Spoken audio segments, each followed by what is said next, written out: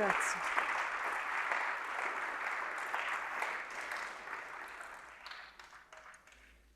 Grazzi.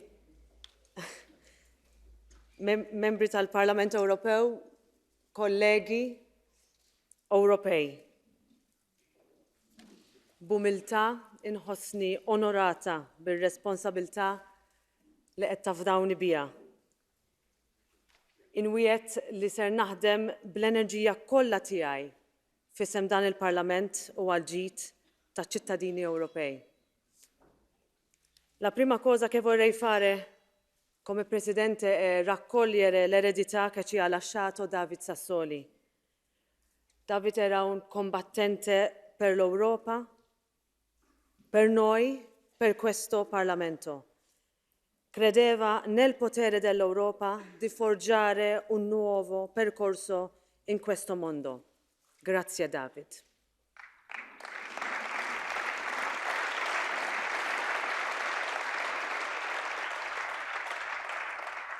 I will honor David Sassoli as President by always standing up for Europe, for our common values of democracy, dignity, justice, solidarity, equality, rule of law, and fundamental rights, for the politics of hope and the promise of the European Union. I want people to recapture a sense of belief and enthusiasm for our project, a belief to make our shared space safer, fairer, more just, and more equal. Dear Europeans, in the next years, people across Europe will look to our institution for leadership and direction, while others will continue to test the limits of our democratic values and European principles. We must fight back against the anti-EU narrative that takes hold so easily and so quickly. Disinformation and misinformation, further amplified during the pandemic, fuels easy cynicism and cheap solutions of nationalism, authoritarianism, protectionism, isolationism. These are a false illusion offering no solutions, because Europe is about precisely the opposite.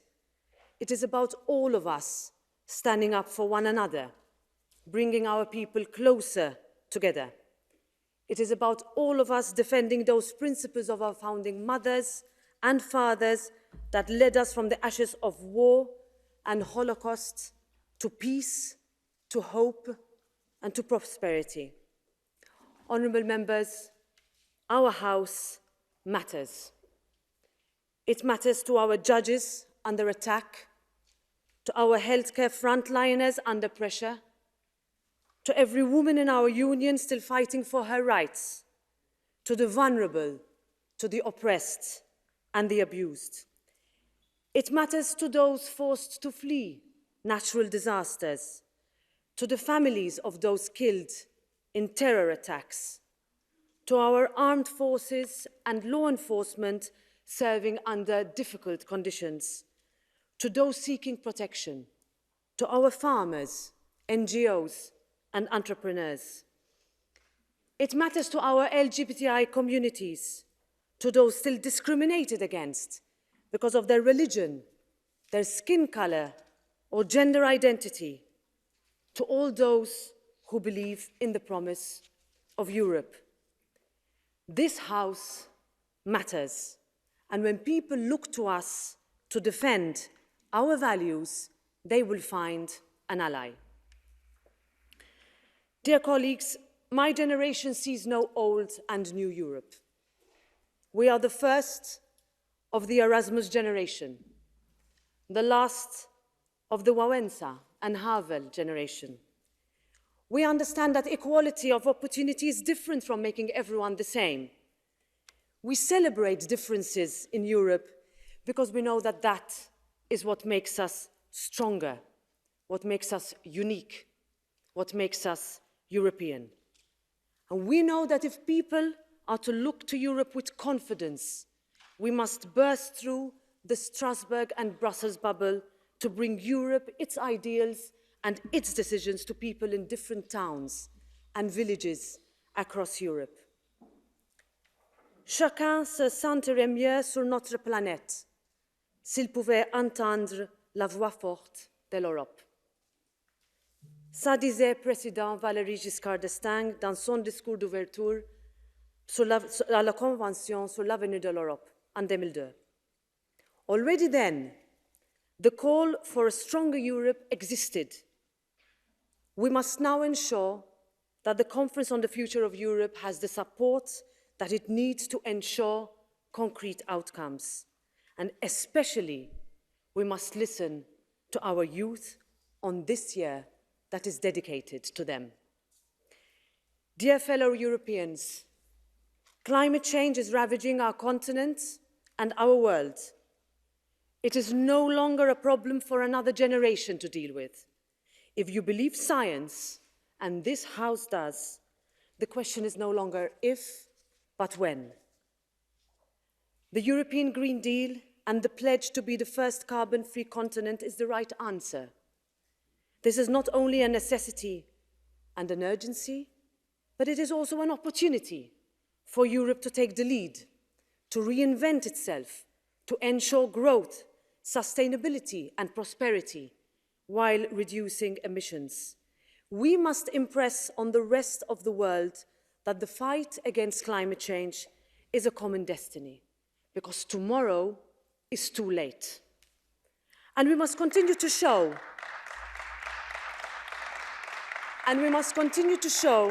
that you cannot decouple the environment and the economy. Businesses, from startups and SMEs to larger corporations across our union, require legal certainty, easier access to funding, and an innovative spirit and environment in Europe. They need less bureaucracy and more chances to take the risks that will see Europe once again regain its competitive edge. The Recovery and Resilience Fund will help our investment to relaunch after the pandemic. Like the green transition, the digital transformation creates opportunities, and we need to be at the forefront of these changes and steer it. And we will. Our European way of open economies and open societies is a model that I am proud of. It is a model that must be given the support to withstand the pressure it comes under. And this is a pressure to look inwards, to erect new barriers, to put up old borders and abandon our shared Schengen space, a space we have a duty to complete, or any attempt to discredit our values and principles. Konrad Adenauer said, "European unity was a dream of a few. It became a hope for the many, and today it is a necessity for all of us." Dear colleagues, the world around us is less friendly than it was a generation ago. The unacceptable attacks on Ukrainian sovereignty and territorial integrity and the dangerous situation in Belarus are prime examples of this. And our collective security is a common challenge. For the European Union to remain credible and exert its influence globally, we have to remain principled. This is our true strength. For autocrats and despots, the EU is a threat simply by existing. As Tarek Osman put it so eloquently, Europe has, after all, curated the most beautiful, refined way of living humanity has ever known. Cette année marque le 70e anniversaire de notre présence à Strasbourg. Une ville, une région qui acte géographiquement une séparation des pouvoirs et par conséquent offre une garantie démocratique et fait de notre Assemblée une institution incarnée, proche et accessible au service des citoyens. Tout cela en fait un lieu évident pour notre institution. Europe has a legacy of war, but also of healing. We can put this experience to use in helping efforts to end the separation in the European Union's last divided country, Cyprus, under the auspices of the UN plan. We can never be truly whole while Cyprus remains split.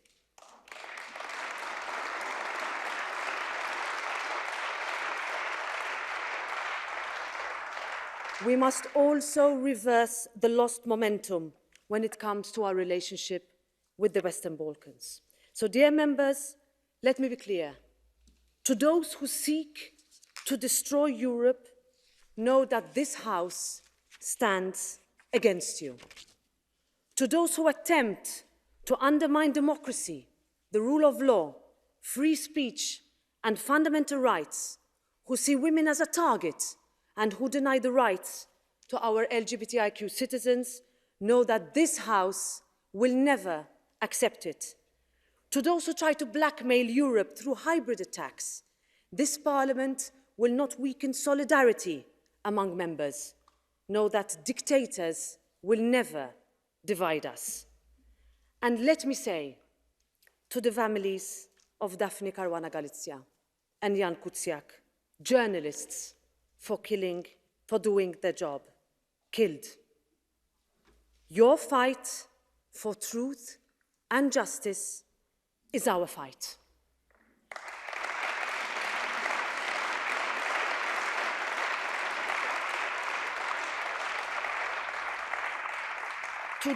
To the loved ones of Olivier Dubois, abducted for almost 300 days in Mali, I say his struggle for freedom must become our struggle. Friends, Europeans, the political model that we developed has led our continent to democracy, prosperity, and equality. But if we now are to raise Europe to the levels promised to the next generation, we now need to forge something even stronger, something in tune with the times that motivates a younger, more skeptical audience to believe in Europe. And ours must be a parliament that empowers, that is diverse. I know that having the first female president of this House since 1999 matters both inside and outside these rooms. But it must go further. Our institutions' commitment to having more diversity, gender equality, guaranteeing women's rights, all our rights, must be reaffirmed.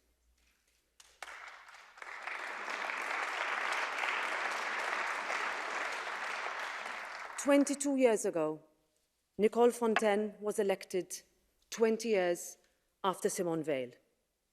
It will not be another 2 decades until the next woman is standing here.